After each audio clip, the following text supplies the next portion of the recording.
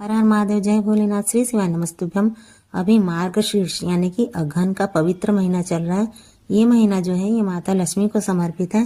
कार्तिक का महीना जो रहता है वो भगवान विष्णु को समर्पित रहता है।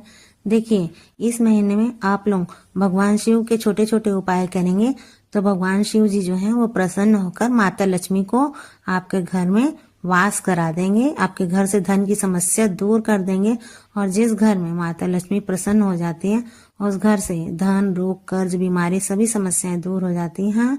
उस घर में सुख ही सुख आ जाता है। मंगलवार के दिन आप कुछ उपायों को करेंगे तो भगवान शिव आपके घर से सभी अमंगलों को दूर कर देंगे। देखिए, सभी अमंगलों को कहने का तात्पर्य ये है कि आपके घर में जो भी विघ्न बाधाएं होंगी दूर हो जाएंगी और आपके घर में सुख ही सुख आ जाएगा। आपके सभी कार्य बनने लग जाएंगे।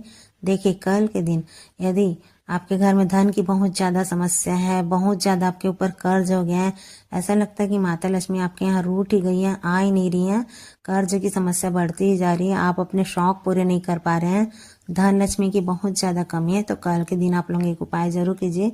इसके लिए आपको लेना है एक धतूरा का फल। जी हाँ, मात्र एक धतूरा का फल लेना है और एक कटोरी में थोड़ी सी हल्दी ले लीजिए और हल्दी को पानी से घोल लीजिए। अब देखिए आप क्या करेंगे, ये हल्दी की कटोरी और धतूरा का फल जो है इसे लेकर आप अपने घर के आसपास किसी भी शिवालय यानी कि शिव जी के मंदिर में चले जाएं।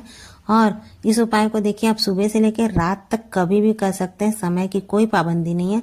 जब आप मंदिर में पहुंच जाएंगे तो मंदिर में जाने के बाद आपको शिव जी के पास आराम से बैठ जाना है। बैठने के बाद आपको बाबा से अपनी दिल की बात कह देनी है। आपके घर में जो भी धन की समस्या है उसे दूर करने के लिए बाबा से आपको प्रार्थना कर लेनी है। अब देखिए, आपसे जितनी बार भी हो सके आपको श्री शिवाय नमस्तुभ्यम मंत्र का जाप करना है।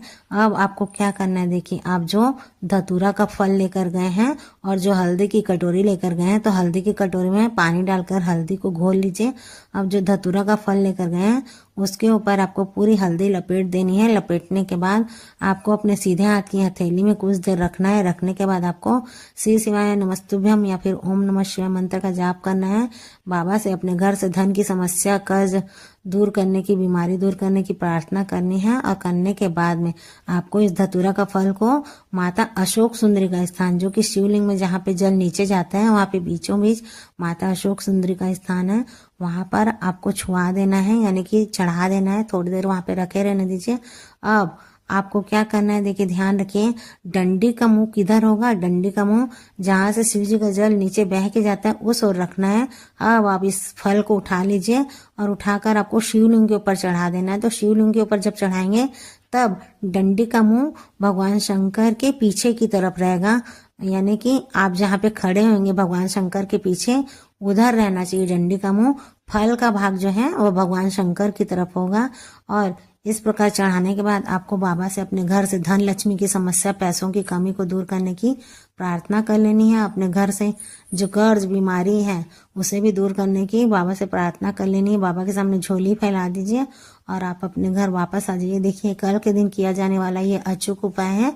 इस उपाय को आप करेंगे तो आपके घर से सभी समस्याएं, रोग, कर्ज, बीमारी, धन की कमी दूर हो जाएगी और माता लक्ष्मी आपके ऊपर प्रसन्न हो जाएंगी। चलिए बात करते हैं दूसरे उपाय की।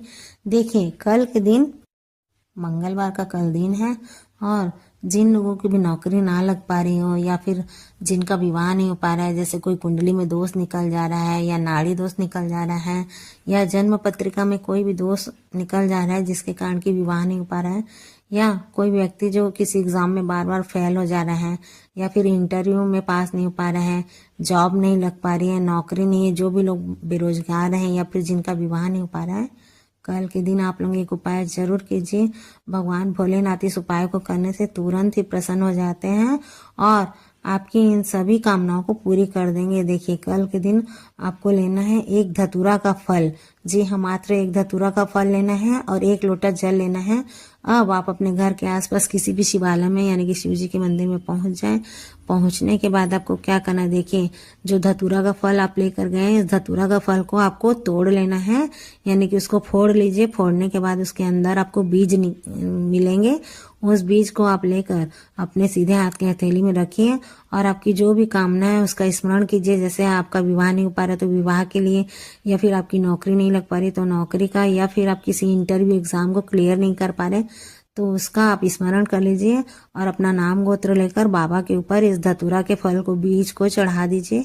अब चढ़ाने के बाद देखिए, आपको जो 1 लोटा साफ जल लेकर गए हैं, इसे धीरे धीरे धीरे धीरे आपको शिवलिंग के ऊपर इस जल को चढ़ा देना है। बाबा से अपनी प्रार्थना कर लेनी है, अपनी दिल की बात कह देनी है और अब आप अपने घर वापस आ जाइए। देखिए, बहुत ही चमत्कारी उपाय है। इस उपाय को करने के बाद आप देखेंगे कि कुछ ही दिनों में आपके विवाह के योग बन जाएंगे। जिसकी नौकरी नहीं लग पा रही उसे नौकरी मिल जाएगी, और जो व्यक्ति किसी इंटरव्यू या एग्जाम को क्लियर नहीं कर पा रहा है तो अपने इंटरव्यू एग्जाम को क्लियर कर लेगा।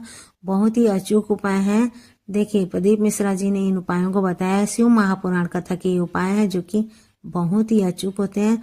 तो कल मंगलवार के दिन आपके सभी अमंगलों को दूर करने के विशेष उपाय हैं, जरूर कर लीजिएगा। हर हर महादेव, जय भोलेनाथ, श्री शिवाय नमस्तुभ्यम।